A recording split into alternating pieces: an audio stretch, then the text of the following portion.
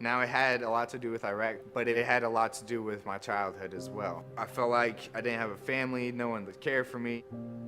I remember my mom being a stripper. I remember her bringing guys home all the time. I remember living in hotel rooms or motel rooms. I remember her always telling me to be a man and stop crying when I was 8 years old. And I remember all this stuff.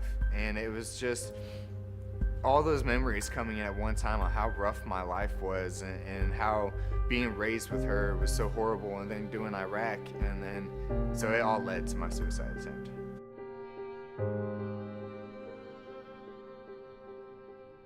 Felt like I was not normal anymore. I felt like I was weird. I was opposite from everybody.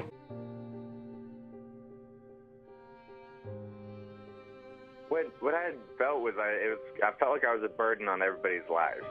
Anyone close to me, I was always angry. I was always yelling. I felt like I was just in the way of other people's lives. I felt like I was the Debbie Downer of the room.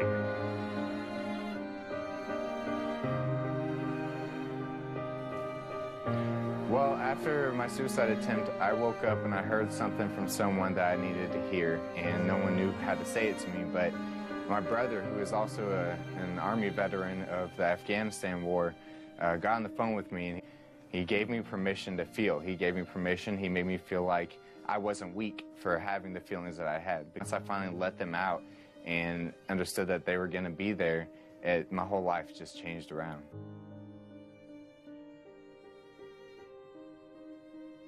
There's always the people that want to prevent suicides. There's a lot of good people out there. But what I'm doing is I'm taking my personal experience of a suicide attempt and I'm speaking to the audience. You know, just now after the speech, I had a lot of guys come up to me, and you know, a lot of them were really touched by what I said because they know personally that they've experienced it. I take my couch, take a seat, and I put this knife on this table.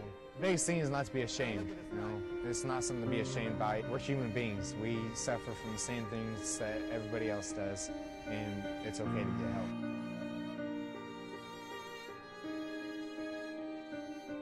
The main message is that there is a moment where you can find that light, and it's not permanent, but the only way to solve the problem is to actually seek the help and to speak about it. If you do not face your demons, they will eat at you and they will take over.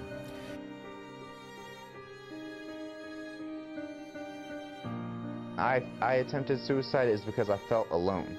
I felt weak for feeling the way that I did. O'Brien says his best therapy is sharing his story, and he's doing it at military installations across the country.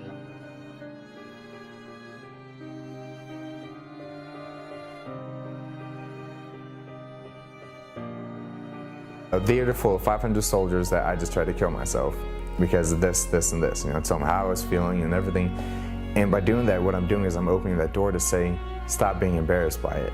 You know, certain people have more issues than others, but I kill a stigma on both sides. And the biggest thing is I show them that I'm vulnerable because, you know what, I'm still alive.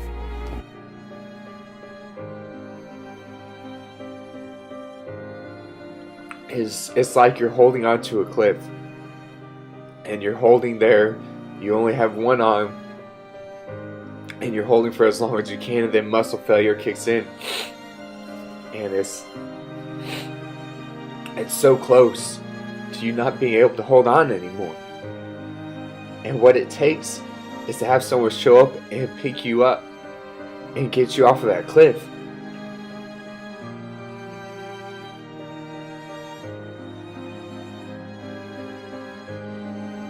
Pedro Amador, Camp Casey, Korea.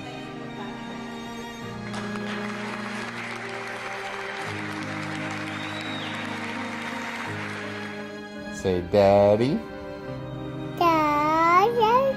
Daddy. Daddy. Daddy.